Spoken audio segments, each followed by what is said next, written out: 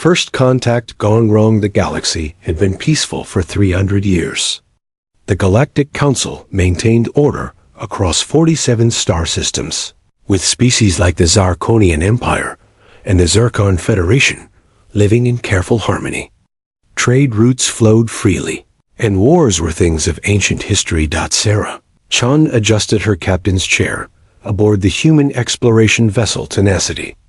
The small ship carried only 12 crew members on humanity's first journey beyond the Sol system. After decades of preparation, Earth had finally achieved faster-than-light travel. Sarah's mission was simple: make peaceful contact with alien civilizations and establish diplomatic relations. "Captain, we're picking up multiple signals ahead," reported Jung-hoon from the navigation station. His dark eyes focused on the scanner displays. "Looks like a busy space lane," Sarah nodded. "Slow to sublight speed. Let's not startle anyone." The Tenacity dropped out of FTL near a massive space station. Hundreds of alien ships moved in organized patterns around the structure. Sarah had never seen anything so magnificent. Ships of every shape and size docked and departed in perfect coordination. On the station's command deck, Zex, the Zarkonian trade officer, noticed an unusual blip on his screens. The new ship didn't match any known design in the galactic database. Its crude metal hull and primitive engine signatures marked it as something completely foreign. "Alert the Council Guard," Zex ordered his assistant. Unknown vessel approaching Station Omega-7. Within minutes, sleek Zircon patrol ships surrounded the human vessel. Their advanced shields and weapon systems powered up automatically. The alien captains had never seen technology so basic yet functional. Fear crept into their minds. Sarah tried to open communication channels. "This is Captain Sarah Chun of the human vessel Tenacity. We come in peace, seeking diplomatic contact." The message reached Admiral Min Jun of the Zircon Defense Fleet. He studied the primitive ship with growing alarm. How had such a crude vessel achieved FTL travel? What kind of warriors could build functional starships from such simple materials? "Seo Yan," he called to his intelligence officer, "run a full analysis of that ship's capabilities." The results shocked them. The human vessel showed signs of jury-rigged solutions and improvised repairs. Yet it had successfully traveled between stars. To the advanced alien minds, this suggested incredible resourcefulness and adaptability. Only a highly dangerous species could make such primitive technology work so effectively. Fear spread through the alien fleets. Emergency signals flashed across the galaxy. Within hours, every major power received the same message. An unknown species with mysterious capabilities had entered galactic space. Back on Earth, Dr. Chun's father received the last transmission from his daughter's ship. Sarah's excited voice described successful contact with alien civilizations. Then the signal went dead. The galaxy held its breath. 47 civilizations prepared for war against an enemy they didn't understand. They had seen one human ship and assumed humanity possessed hidden weapons and secret technologies. Sarah and her crew waited patiently for a diplomatic response, unaware that their simple presence had triggered the largest military buildup in galactic history. The peaceful galaxy was about to learn what humans could really do when pushed to fight. The galaxy mobilized emergency council session on Galactic Prime lasted 17 hours. Representatives from every major civilization gathered in the Great Crystal Chamber. Fear filled the air like poisonous gas. "Show them the footage again," demanded Councillor Vex of the Altarian Empire. His 6 eyes focused on the holographic display showing the human vessel. The recording played once more. The crude human ship moved through space with surprising grace. Its patched hull and visible repair work told a story that terrified the assembled aliens. "Look at those modifications," whispered Zara, the Zircon delegate. They built FTL engines from basic materials. Only a species of incredible warriors could achieve such engineering mastery. The council members nodded in agreement. In their advanced civilizations, FTL travel required centuries of technological development and perfect manufacturing. Seeing humans achieve it with primitive methods suggested they possessed unknown military secrets. Admiral Min Jun transmitted his analysis to the council. The human vessel shows battle damage and field repairs. This confirms our worst fears. They are a warrior race testing our defenses. Meanwhile, aboard the Tenacity, Sarah Chun grew worried. Her attempts at communication meant only silence. The alien ships surrounding them had increased to over 50 vessels. Their weapons remained powered, but not aimed. "Captain," Jung-hoon reported from his station, "I'm detecting massive energy signatures throughout the system. Ships are jumping in from everywhere." Sarah's second officer, Lieutenant Kim, monitored the communications array. "Ma'am, I'm picking up fragments of alien transmissions. The translation software is struggling, but I keep hearing words like threat and invasion force." The captain's blood ran cold. "Invasion force? We're 12 people in a research vessel. Dr. Chun, the mission xenobiologist, and Sarah's younger brother, looked up from his scanning equipment. Sarah, their ships are incredibly advanced. Energy shields, quantum processors, weapons that could vaporize us in seconds. Why are they so afraid of us?" Across the galaxy, military fleets mobilized with unprecedented speed. The Zarkonian Empire called up their reserve armadas. The Zircon Federation activated every battle cruiser in their fleet. Even the peaceful Botanical Collective began preparing their defensive networks.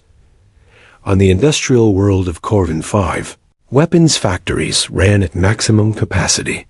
Shipyards worked around the clock, building new warships. The galaxy's greatest military minds developed strategies to counter the mysterious human threat. General Kex of the Titan Defense Corps studied intelligence reports about human capabilities. Their ship shows signs of combat modifications and emergency repairs. They've clearly fought their way through multiple star systems to reach us. His aide, Colonel Vryn, pointed to the technical analysis. "Sir, look at their power distribution. It's completely illogical by our standards, yet somehow functional. These humans must think very differently about warfare. The truth was simpler than any alien could imagine." The Tenacity showed battle damage from micrometeorite impacts during its long journey. The field repairs were routine maintenance performed by Sarah's resourceful crew. The combat modifications were actually scientific, instruments mounted wherever space allowed, but the galaxy saw only what it expected to see, evidence of a warrior species. On Earth, communication centers detected the growing alien fleet presence. Admiral Jackson of Earth Defense reviewed the situation with growing concern. "One ship," he muttered to his staff. "Sarah's tiny exploration vessel has somehow triggered the largest military response in recorded galactic history. Emergency protocols activated across human space. Earth's small defense fleet, laughably primitive compared to alien technology, prepared for the worst." Back near Station Omega 7, the alien fleet continued to grow. Over 300 warships now surrounded the lone human vessel. The largest military force assembled in galactic history faced 12 confused humans, who only wanted to say hello. Sarah made one final attempt at communication. "To all vessels, this is Captain Chun. We are explorers, not warriors. Please respond." The message reached every alien ship. To them, it sounded like a challenge. War was now inevitable. First Blood. The standoff lasted 6 days. Over 400 alien warships surrounded the human vessel in a perfect sphere of death. Weapons charged, shields raised, every captain waiting for orders. Sarah Chun had not slept in 36 hours. Dark circles shadowed her eyes as she studied the alien fleet surrounding them. Her crew worked in shifts, monitoring systems and trying to understand their situation. "Captain," Jung-hoon called softly from his station. "Long-range sensors show more ships jumping in every hour. We count over 60 different ship designs now." Dr. Chun looked up from his xenobiology station. "Sarah, I've been analyzing their formation patterns. This isn't a greeting party. This is a siege formation used in military textbooks." The weight of their situation pressed down on Sarah's shoulders. Somehow, their peaceful mission had become a galactic incident.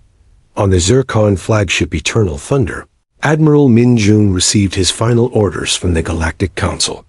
The message was clear: eliminate the human threat before it could report back to its home fleet. All ships. Min Jun broadcast to the Armada: prepare for synchronized attack. Target their engines first. We must prevent escape. But as the alien fleet moved into attack formation, something unexpected happened. The human ship began to move. Asterisk. Sarah had made a desperate decision. Jung-hoon, plot a course out of the system. Emergency acceleration. "Captain, we can't outrun them." Her navigation officer protested. "We don't need to outrun them," Sarah replied grimly. "We just need to survive long enough to warn Earth." The tenacity suddenly accelerated at a rate that shocked every alien sensor operator. Human ships, built for exploration, used dangerous gravity manipulation that no other species dared attempt. To the aliens, it looked like impossible combat maneuvering. "By the Seven Suns," gasped Captain Zex aboard his Arconian cruiser. "Look how it moves. Their inertial systems must be decades ahead of ours." The human ship weaved between asteroids and debris with reckless precision. What the aliens didn't know was that Sarah's crew was performing emergency maneuvers they practiced in Earth's asteroid belt. To humans, this was routine pilot training. To aliens, it looked like superhuman combat skills. Admiral Min Jun watched in horror as the primitive human vessel dodged his fleet's initial attack. Plasma bolts and energy beams passed harmlessly through space, where the human ship had been microseconds before. "Impossible," he whispered. "No ship should move like that." The first alien shot that connected with the tenacity struck their rear shields. The impact sent shockwaves through the small vessel. Emergency lights flashed red as systems overloaded. "Hull breach in Section 7, reported Lieutenant Kim. Shields down to 60%. Sarah felt anger building in her chest. These aliens had fired on them without warning or explanation. Her peaceful mission had become a fight for survival. "Return fire," she ordered quietly. "Captain, we only have mining lasers and survey torpedoes," Jung-hoon reminded her. "Then we use what we have."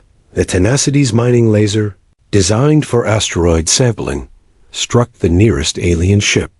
The focused beam, meant to cut through solid rock, sliced through the alien vessel's shield like it was made of paper. The ship exploded in brilliant blue fire. Silence fell across the alien fleet. Their advanced shields, designed to stop energy weapons, had been useless against the human mining tool. To them, it looked like humans possessed shield-penetrating technology beyond their understanding. "They have quantum phase weapons," screamed Captain Vex over the communications channel. "All ships, maximum shields." Maximum shields. The battle erupted in chaos. Hundreds of alien ships opened fire on the single human vessel. Sarah's crew, with desperate efficiency, using every trick they knew to stay alive, Dr. Chon rerouted power from his scientific equipment to the engines.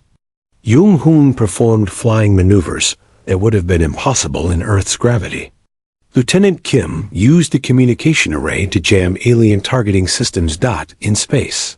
The Tenacity danced between death beams and missile swarms. Its crude hull took dozens of hits, but human engineering, built to survive the harsh environment of deep space exploration, proved surprisingly tough. Sarah launched the survey torpedoes, simple devices meant to place monitoring equipment on distant planets. But loaded with the ship's emergency beacon transmitters, they became improvised weapons. When they struck alien ships, the beacons activated, overloading alien sensor systems and causing temporary blindness. Their electronic warfare capabilities are beyond anything we've seen, reported Colonel Vryn to General Kex. They're using some kind of sensor disruption technology.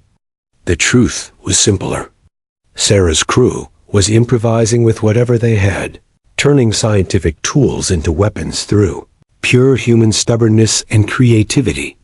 But the aliens saw only mysterious superweapons wielded by a species that fought like nothing they'd ever encountered. The galaxy's worst fears were being confirmed.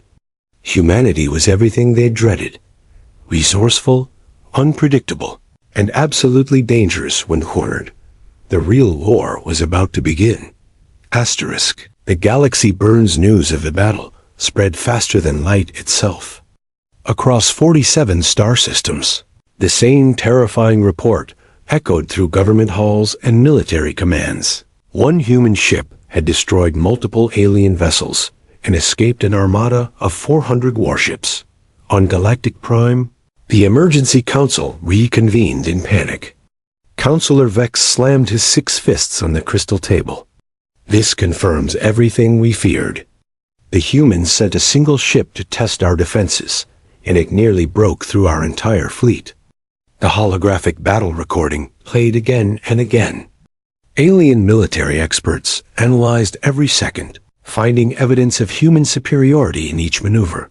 Look at timestamp 1432, pointed Zara, the Zircon delegate. Their ship accelerated at 12 Gs without losing structural integrity. Our pilots would be dead from the forces alone. General Kex studied the tactical display with growing dread. Their weapons cut through quantum shields like they don't exist. And these electronic warfare systems, they blinded half our sensors with simple proximity devices. What none of them understood was that humans had evolved on a high-gravity world. 12 Gs was painful but survivable for Sarah's crew. Their mining lasers worked on different principles than alien energy weapons, making shields useless by accident, not design. The survey torpedoes were desperate improvisation, not advanced military technology. But fear had blinded the galaxy to simple explanations. Within hours, the largest military mobilization in galactic history began. The Zarkonian Empire activated their ancient dreadnought fleets. The Zircon Federation recalled every ship from patrol duty. Even peaceful trader species began arming their vessels. On Earth, Admiral Jackson received Sarah's final transmission with horror. The message was broken and distorted, but the meaning was clear. First contact had failed catastrophically. They fired first. Admiral, Sarah's voice crackled through static. We're fighting our way out. Tell Earth ... Tell them we tried to make peace. Jackson turned to his staff officers. Earth's defense fleet consisted of 12 ships, all built for system patrol, not interstellar war. Against the galaxy's military might, they were laughably inadequate. How long until we can evacuate the outer colonies? Jackson asked. 36 hours for the nearest settlements, replied Captain Torres. But sir, if these aliens have FTL communication networks, they already know where we are. Jackson nodded grimly. Earth's first contact protocols had never planned for this scenario. They were about to face the combined might of an entire galaxy with technology, centuries more advanced than their own. But humans had one advantage the galaxy didn't understand. They were very good at learning from their mistakes. Research teams across Earth worked frantically, analyzing every second of Sarah's battle footage. Military engineers studied the alien ship designs transmitted before the fighting began. Physicists examined the energy signatures of alien weapons. Dr. Patel, Earth's leading xenotechnology expert, made the first breakthrough. Their energy weapons all follow the same principles, she explained to the Defense Council. They're more powerful than ours, but they're predictable. We can build countermeasures. Meanwhile, manufacturing centers across Earth retooled their production lines. Mining equipment became weapons. Exploration vessels received armor and shields. Construction tools were modified for combat use. The galaxy had forgotten something important. Humans were persistence hunters. When cornered, they didn't surrender. They adapted. Across space, the tenacity limped toward home. Hull breaches sealed with emergency foam. Engines running on backup power, life support failing slowly. Sarah's crew held their ship together through sheer determination. Captain Jung-hoon reported weekly from his damaged station. Long-range sensors show pursuit fleets in multiple star systems. They're trying to cut us off from Earth. Sarah looked at her battered crew. Dr. Chon worked with a broken arm, still monitoring their jerry-rigged systems. Lieutenant Kim had suffered a concussion, but remained at her post. They were 12 humans against a galaxy, but they refused to quit. How long to Earth? Sarah asked. 18 hours if we push the engines, Jung-hoon replied. Then we push them. Behind them, Admiral Min-jun led a fleet of 200 ships in pursuit. The human vessel had cost him 6 ships and dozens of casualties. His reputation was ruined. His career ended. But worse than personal shame was the growing certainty that the galaxy faced its greatest threat ever. They're heading to their home system, reported his tactical officer. Should we follow them into human space? Min-jun studied the star charts. Earth's location was now known to every military commander in the galaxy. The human homeworld would be the target of the largest invasion force in recorded history. No, he decided. We let them run home. Let them warn their people. When we arrive with the full galactic armada, we want humanity to know they're facing total war. On distant worlds, alien civilians watched the news broadcasts with growing fear. The mysterious human warrior race had struck without warning at the heart of galactic civilization. Their advanced weapons and impossible ships threatened everything the galaxy had built. Military recruitment offices overflowed with volunteers. Weapons factories ran triple shifts. Entire economies shifted to wartime production. The galaxy was preparing for a war against an enemy they didn't understand. They saw humans as the ultimate threat, a species that could achieve the impossible through sheer determination and advanced technology. But they had made one critical error. They assumed humanity would fight like every other civilized species, with honor, following rules, accepting defeat when overwhelmed. The galaxy was about to learn that humans didn't fight like anyone else. When survival was at stake, humans fought to win. Asterisk, what humans do best. The tenacity limped into Earth's solar system 18 hours later, hull scarred and engines failing. Sarah Chun's battered exploration vessel had become something else entirely. The first human warship to survive combat against alien technology. Admiral Jackson's fleet of 12 ships met them at the edge of the system. As Sarah docked with the flagship, she carried data that would change everything. Detailed scans of alien technology, weapons patterns, and most importantly, proof of their weaknesses. Admiral, Sarah reported, exhaustion clear in her voice. They're coming. All of them. Through the viewport, the first alien scouts appeared at the system's edge. Sleek vessels that dwarfed anything humanity had built. Within hours, they were joined by hundreds more. Then thousands. The largest military force in galactic history assembled in Earth's outer system. Over 10,000 warships from 47 different civilizations. Dreadnoughts the size of cities.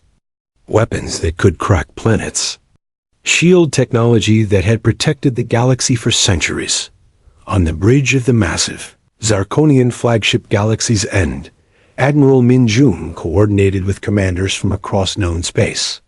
The human homeworld hung before them like a blue marble, beautiful, defenseless, and doomed. all fleet commanders, Minjun broadcast, we end this threat today. No survivors. No prisoners. Humanity dies here. But as the alien armada moved toward Earth, they encountered something unexpected. The asteroid belt was an empty dot hidden among the rocks. Thousands of small ships waited. Every mining vessel, cargo hauler, and construction ship in the system had been armed and crewed by volunteers. Earth's civilian fleet had become a guerrilla navy. What are those? Asked Captain Zex, studying his sensors. I count over 3,000 vessels. Admiral Minjun frowned. Human military doctrine made no sense. Instead of concentrating their forces for a decisive battle, they had scattered weak ships throughout their system. It looked like suicide. He didn't understand that humans had learned something important from Sarah's battle. Alien weapons were powerful, but predictable. Human ships were weak individually, but incredibly difficult to kill when they refused to fight fair. The battle began when Earth's hidden fleet struck from all directions at once.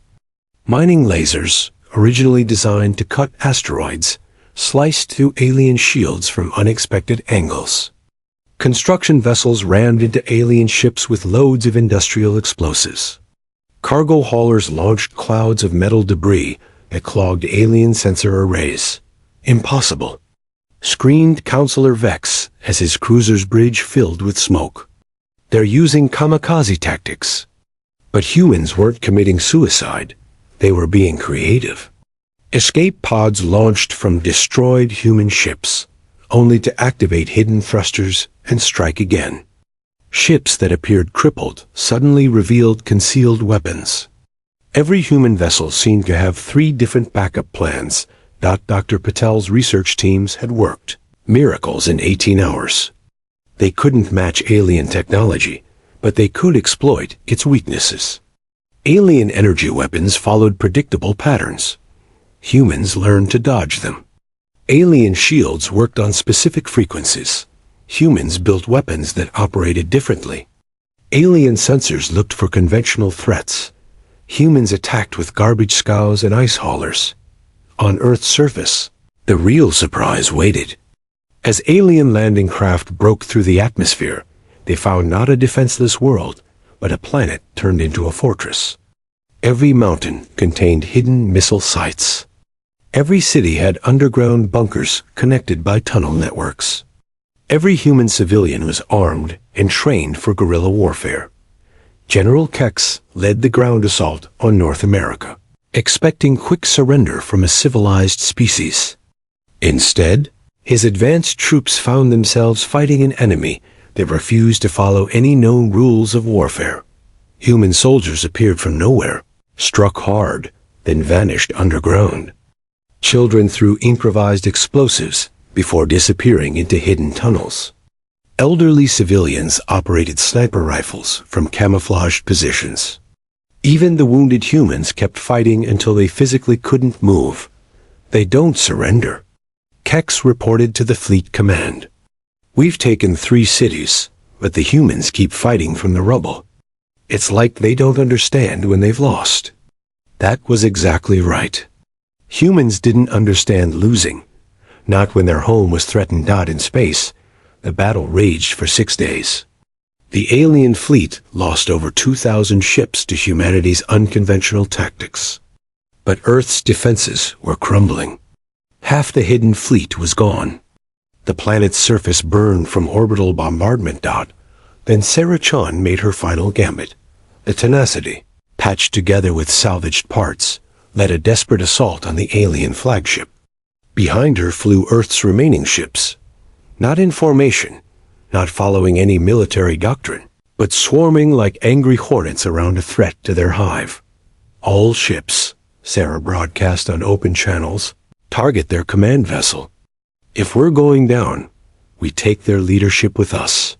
The human ships struck the galaxy's end with everything they had. Mining charges, construction explosives, even their own ships used as kinetic weapons.